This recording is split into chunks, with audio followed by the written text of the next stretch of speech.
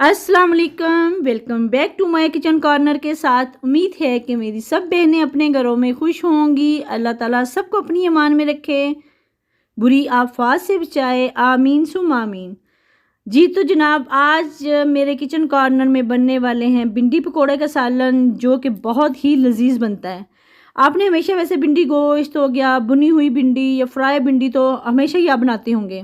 आज आप थोड़ा सा ना डिफरेंट करें, आप भिंडी के पकोड़े बना के सालन बनाएंगे, आपको अपना आप बहुत अच्छा लगेगा, मतलब अच्छी फीलिंग आएगी, क्योंकि आपने एक डिफरेंट तरीके से भिंडी बना ली है और वो बहुत ही अच्छी भी बन गई है। सब ने तारीफ़ भी की है, जिसने नहीं खानी भिंडी उसने भी भिंडी खाई है। तो बस फिर मुझे दुआओं में ज़रूर याद रखिएगा। एक दूसरे के लिए जब हम दुआ करते हैं ना, तो अल्लाह तबारक व तआला हमारी दुआएं कभी भी रद्द नहीं करते। और माशाल्लाह इसकी लुक देखें, बहुत शानदार है। एक और मैं आपको बात बता दूं कि जैसे हमारे बच्चे कुछ वीक होते हैं, आजकल वैसे ज़्यादातर बच्चे वीक ही आ रहे हैं, उनको भिंडी जो है ना वो लाजमी खिलाया करें। भिंडी का सालन बना के, भिंडी के पकोड़े बना के, अगर हम इसमें प्याज ऐड कर दें, धनिया ऐड कर दें, पुदीना ऐड कर दें, बाकी सारे लवाजमात वही पकोड़ों वाले सब कुछ ऐड कर देंगे, तो ये बहुत शानदार किस्म के पकोड़े भी बन जाते हैं। चलें साथ में अपनी रेसिपी भी स्टार्ट लेते हैं, साथ में बातें भी होंगी। माशाल्लाह बहुत ही ज़बरदस्त किस्म की भिंडी है, कलर देखें कितना शानदार है। अच्छा, आजकल वैसे ना मार्केट में भिंडी जो है ना बिल्कुल ताज़ा नहीं आ रही, जैसे नरम भिंडी होती है ना वो नहीं आ रही। ये मेरे ख्याल है कि 1 kg से थोड़ी सी कम भिंडी थी और ½ kg के करीब ही निकली है। इतनी ज़्यादा पकी हुई निकली हैं, कुछ उसमें ख़राब निकली हैं। बरसात का मौसम में तो ये चलता ही है सब कुछ। अच्छा, भिंडी को मैंने ये लंबा काट लिया, धोने के बाद अच्छी तरह खुश्क होने के बाद, कटिंग करने के बाद, इसके सारे इधर से उसकी उतारने के बाद ऊपर नीचे से, तो उसको मैंने कटिंग कर लिया लंबे रुख का। साथ में मैंने 2 टेबल स्पून दही ले लिया है, 2 टेबल स्पून इसमें मैंने ले लिया है मैदा, मैदा नहीं है, बेसन है।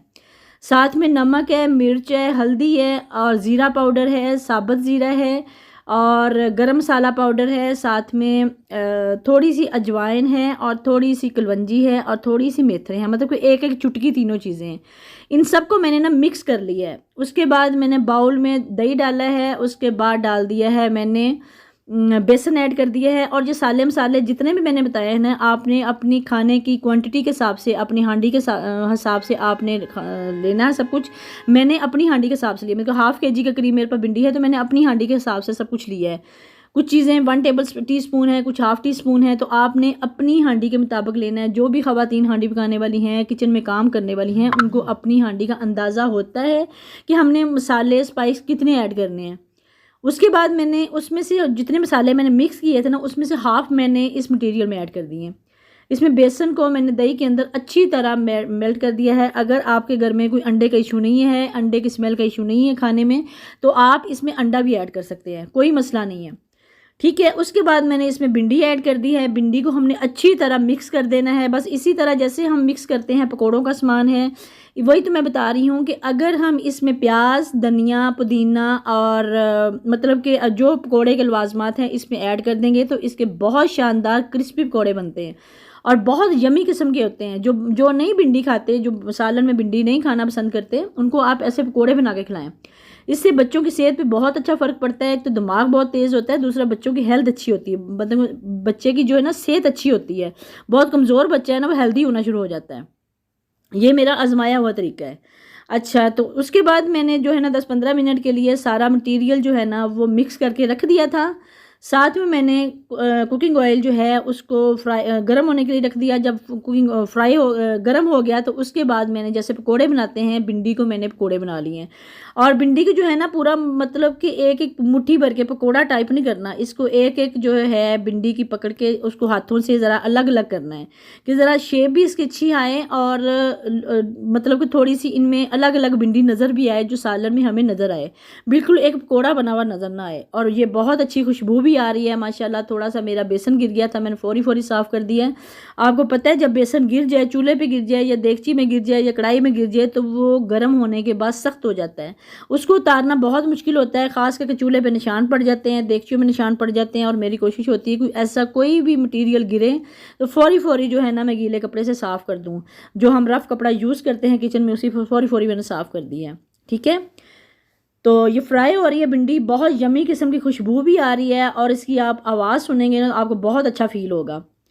तो ये जो कुरकुर की आवाज़ भी आ रही होती, मैंने तो खैर अपनी बैकग्राउंड की आवाज़ बंद की हुई है, क्योंकि बाहर मेरा पंखा चल रहा है, टीवी लॉन्ज में किचन का पंखा चल रहा है, साथ में एग्जॉस्ट चल रहा है। और जब सब कुछ चल रहा होता है ना, तो बहुत ज़्यादा आवाज़ें आ रही होती हैं किचन में, तो मैं जो है ना वो मेरी आवाज़ दब जाती है, इसलिए मुझे बाद में जो है ना वो ऑडियो करनी पड़ती है। तो जनाब, भिंडी के पकौड़े बहुत ज़बरदस्त किस्म के बन गए हैं, और ये छोटी सी रेसिपी है, इसको इतना लंबा चौड़ा काम भी नहीं है। बस अब देख रहे होंगे कि भिंडी को हल्का सा मसाले में फ्राई ऐड किया है, उसके बाद 10-15 मिनट रखा है। उतनी देर में हमने टमाटर, प्याज, हरी मिर्चें काटी हैं, साथ में नींबू इसमें ऐड होगा, साथ में इसमें जो मसाला है उसको अलग करके रखा है। जितनी देर में हमने वो काम करना है, उतनी ही देर में हमारा जो है भिंडी के पकौड़े बन जाते हैं। इसमें लहसुन और अदरक बिल्कुल भी मैंने ऐड नहीं किया, ना ही मैं करती हूँ। अगर मैं भिंडी गोश्त बनाऊँ तो गोश्त में मैं लहसुन अदरक ऐड करके मसाला अच्छी तरह भूनती हूँ। गोश्त को भून जाता है तो वो लहसुन अदरक का जो स्मेल और टेस्ट जो है ना वो उसके अंदर रच जाता है। और जो फौरी कुक होने वाली चीज़ें हैं, जैसे कि करेले, प्याज है, उसमें मैं लहसुन अदरक बिल्कुल भी ऐड नहीं करती। भिंडी है, फौरी पकने वाली चीज़ है, अगर मैं सादा भी बनाऊँ ना भिंडी प्याज, तो मैं उसमें भी लहसुन अदरक ऐड नहीं करती, क्योंकि उसकी स्मेल से इस भिंडी का टेस्ट जो है ना वो चेंज हो जाता है। और माशाल्लाह बहुत ज़बरदस्त किस्म के पकोड़े इसके बन गए हैं। और एक और बात है कि अगर हमने ऑयल इसमें ज़्यादा डाल दिया है, जैसे करेले का जो ऑयल है ना, करेला फ्राई होने के बाद जो ऑयल मिलता है ना, तो उसमें थोड़ी सी करेलों की हमक होती है, उसमें कड़वाहट भी आ जाती है, करेलों की हमक भी होती है। और भिंडी के जो बनाते हैं ना हम पकोड़े, इसके ऑयल को कुछ नहीं होता, हम बाद में किसी भी हांडी में किसी भी खाने में यूज़ कर सकते हैं। ये मेरे सारे पकोड़े तैयार हो गए थे, मेरे नहीं भिंडी के, सारे पकोड़े तैयार हो गए हैं। उसको मैंने प्लेट में निकाल के रख दिया है, और माशाल्लाह देखें कितने क्रिस्पी हैं, और भिंडी अंदर से सॉफ्ट है, बिल्कुल सॉफ्ट है। उसके साथ मैंने प्याज काट लिए, टमाटर काट लिए, हरी मिर्चें हैं 2, मैंने हरी मिर्चें कटिंग कर ली हैं, 2-3 मैंने ऊपर वैसे ही रख दी हैं। जिसको ज़्यादा स्पाइसी चाहिए होगा सालन, वो हरी मिर्च भी यूज़ कर लेगा। अच्छा, जो थोड़ा सा मसाला बचा था ना, वो मैंने अलग रखा हुआ है, वो आप देख सकते हैं। और लीमू है, ये आपकी अपनी मर्ज़ी है, ऑप्शनल है, अगर आप खट्टा थोड़ा सा पसंद करते हैं भिंडी को। और मैं वैसे दूसरे सालन में नहीं डालती, अगर मैं प्याज भिंडी बनाऊंगी तो उसमें मैं नहीं ऐड करती, बस इसमें इसलिए ऐड करूँगी ये पकोड़े का थोड़ा टेस्ट है, थोड़ा सा ना इसमें स्पाइसी टेस्ट भी आएगा और खटास भी आएगी। बहुत यम्मी किस्म की बनती है भिंडी, और माशाल्लाह जिसने नहीं भी खानी थी उसने हाथों से पकड़ के खाई है, इतनी मज़े की माशाल्लाह यम्मी किस्म की बनी है भिंडी। एक दफ़ा आप ट्राई ज़रूर किया करें। अगर आपने रेसिपी देख ली है, आपकी नज़रों से गुजर गई है तो चलो खैर है। अगर आपका मूड है कि मैं ऐसी भिंडी पकाऊंगी तो उसको या तो नोट कर लिया करें, या मैं तो ऐसे ही करती हूँ। मैं भी खुद भी इतनी प्रोफेशनल नहीं हूँ, ना ही मुझे इतना कुछ आता है। बस ये है कि घर में जो कुछ पकता है, जब से हम खाना बना रहे हैं, बना के डिफरेंट तजर्बे कर करके इंसान आदी हो जाता है, उसको पता होता है कौन सी चीज़ किस वक्त ऐड करनी है। वैसे तो हर औरत हांडी बहुत अच्छी बनाती है माशाल्लाह, अच्छी हांडियाँ खाने बनाती हैं तो उनके घर में जो है ना बच्चे खाते हैं, उनके हस्बैंड खाते हैं, ससुराल वाले खाते हैं, बनाती हैं तो वो उनका सर्कल बहुत अच्छा चल रहा होता है ना। हर औरत माशाल्लाह बहुत ज़बरदस्त किस्म का खाना बनाती है। और इसको मैंने टमाटर को जो मैंने हल्का सा भिंडी का पहले मैंने ऑयल निकाल दिया था, थोड़ा सा रहने दिया था सॉस पैन के अंदर। उसके बाद मैंने टमाटर ऐड किए, साथ में उस थोड़ा सा मैंने टमाटर को भूना था। खाली टमाटर को इसलिए भूनना है कि उसको थोड़ा सा ना कच्चापन ख़त्म हो जाए और बिल्कुल मिक्स हो जाए। खैर बिल्कुल मिक्स तो नहीं होना चाहिए, बिल्कुल वो हलवा नहीं बनना चाहिए, थोड़े से खड़े खड़े टमाटर नज़र आए। उसके बाद मैंने प्याज ऐड किए हैं। प्याज को बहुत ज़्यादा कुक नहीं करना, खड़े खड़े प्याज भिंडी में बहुत अच्छे लगते हैं। साथ में हरी मिर्ची ऐड कर दी, साबुत मिर्च भी ऐड कर दी, साथ में जो मसाला बचा था वो भी मैंने ऐड कर दिया। आपको ये लाजमी याद रखना है कि जो जितना भी हमने मसाला डालना है हांडी में, पूरी हांडी का मसाला एक प्लेट में हमने मयरिंग करके रख लेना है। उसको मिक्सिंग करके आधा जो है ना हमने पकौड़ों वाले मसाले में डाल देना, आधा हमने बाद में मसाले में डाल देना है, ठीक है। उसके बाद मैंने नींबू निचोड़ दिया है, और कल हमने रात को भिंडी खाई है, आज मेरी वीडियो अपलोड होगी। और अभी भी मेरे मुंह में इतना यम किस्म का पानी आ रहा है माशाल्लाह, इतनी यमी लग रही है। और हमने रात को भी खाना खाया, सुबह पराठे के साथ जो इसका मज़ा है ना, खस्ता खस्ता पराठे के साथ जो भिंडी का टेस्ट है बहुत अच्छा लगा। उसके बाद सब कुछ मिक्सिंग करके इसको मैंने दम पे रख देना। दम पे जो है ना बिल्कुल हल्की आंच कर दें, ये तवे का दम दे दें। और बातें करते करते हमारी वीडियो का भी एंड हो जाता है। इंशाल्लाह नेक्स्ट वीडियो में मिलेंगे। जब भी आप रेसिपी ट्राई करें तो दुआओं में ज़रूर याद रखें। बस इसी के साथ आज की वीडियो का भी एंड होता है। अल्लाह हाफिज़।